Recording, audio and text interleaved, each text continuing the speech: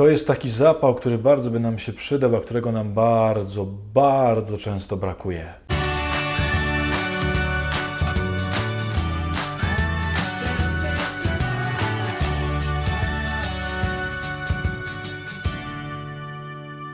Dobry wieczór, szczęść Boże, dzień dobry. Kochani, witajcie najserdeczniej w kolejnym tygodniu z PDP. Zaczynamy ten tydzień, w sensie poniedziałek, od kolejnego pytania do poduszki, czyli rachunku sumienia na podstawie czytań. Kochani, mamy dzisiaj bardzo bogatą Ewangelię bogatą w wydarzenia, w uzdrowienie, w bardzo ważne słowa Pana Jezusa. I tym się w ogóle nie będziemy dzisiaj zajmować. Nie dlatego, żeby to było nieważne i niepiękne, tylko tak jak pewnie wiecie, ja też bardzo lubię takie szczegóły Ewangelii, których często długo nie widzę, a potem nagle po 15-tysięcznym czytaniu danej Ewangelii nagle zauważam. Na tym właśnie polega bogactwo Ewangelii. Otóż kochani, zanim się dzisiaj wydarzą te wszystkie uzdrowienia tego chłopaka, który był chory, rozmowy Pana Jezusa ze swoimi uczniami i tak dalej, to jest taki piękny szczegół na początku. Jezus schodzi z góry z Jakubem, z Janem, z Piotrem, to jest tam po przemienieniu, i na dole jest wielki tłum i uczniów Pana Jezusa, pozostałych apostołów, też jakichś pewnie innych Jego zwolenników i też innych ludzi, którzy przyszli zobaczyć Jezusa i się z Nim spotkać. No i faryzeuszów. I są wielkie dyskusje jakieś tam. Widocznie faryzeusze, nie czekając aż przyjdzie Jezus, pytają Jego uczniów o różne sprawy i próbują z nimi dyskutować. I kiedy Jezus schodzi, gdzieś tam idzie po tym wzgórzu, ja sobie to lubię tak dosłownie wyobrażać, ludzie się orientują, że to jest Jezus, zostawiają tych faryzeuszy i po prostu lecą do Niego uśmiechnięci, bo zobaczyli, są zdumieni, że to jest Jezus. Na Niego czekali, On się wreszcie pojawił. Ta rozmowa, pewnie wcześniej ważna i w ogóle interesująca, jakieś tam spory faryzeuszy z uczniami, odchodzi na drugi plan i po prostu biegną i Go witają i się w ogóle cieszą, że On jest i że Go spotkali i tak dalej. I chciałbym, żebyśmy, kochani, w związku z tym zobaczyli dwie rzeczy. Jedną taką zupełnie taką po ludzku normalną, nie związaną z tą Ewangelią, drugą może trochę bardziej. Pierwsza rzecz. Jak sobie to czytam, to chociaż z jednej strony oczywiście bardzo mi się podoba ten tłum, który do Pana Jezusa biegnie, który Go tak wita, to jest przepiękne w nich, to jednak pomyślcie sobie o tych faryzeuszach, o tych uczonych w Piśmie, którzy tak tam zostali. Wcześniej rozmawiali, może też byli zadowoleni, mamy tyle uwagi, tak nas słuchają, czuli się ważni.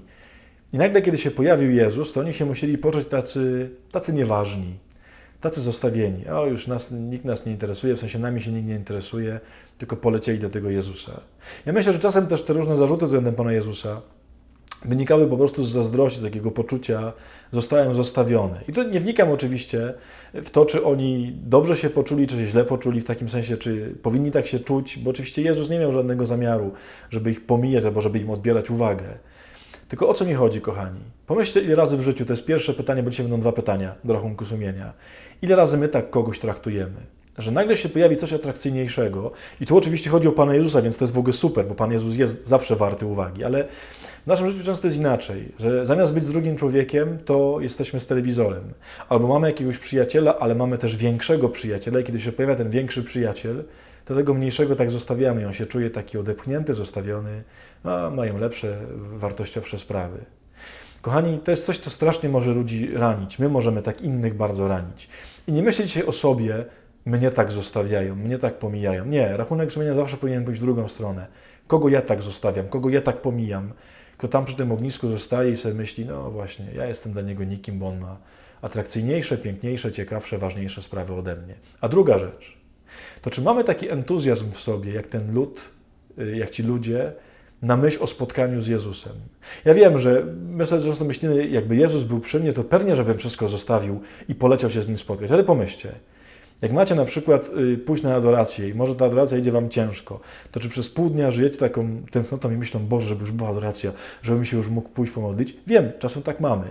Ale myślę, że bardzo często mamy odwrotnie, że ta modlitwa, bycie z Jezusem, msza święta jest taka o matkę, no to trzeba pójść i trzeba wypełnić. Czy my też mamy tak, że jak się po prostu budzimy w niedzielę rano i sobie myślimy, Matko, dzisiaj niedziela, Eucharystia, to się po prostu w nas budzi entuzjazm. Czy nie możemy się doczekać? Zobaczcie, że bardzo często u nas miewamy oczywiście takie entuzjazmy, ale bardzo często to są po prostu obowiązki, rzeczy, które trzeba zrobić. Czasem od niechcenia, czasem po prostu je odklepiemy i tak dalej. Bardzo by nam się przydało trochę takiego właśnie entuzjastycznego nastawienia, które mieli ci ludzie, kiedy go zobaczyli i pomyśleli, że go spotkają. Matko, spotkam go, będę mógł z nim rozmawiać. Mamy to w każdej chwili dostępne, bo możemy z nim być. Pomyślcie o tym trochę.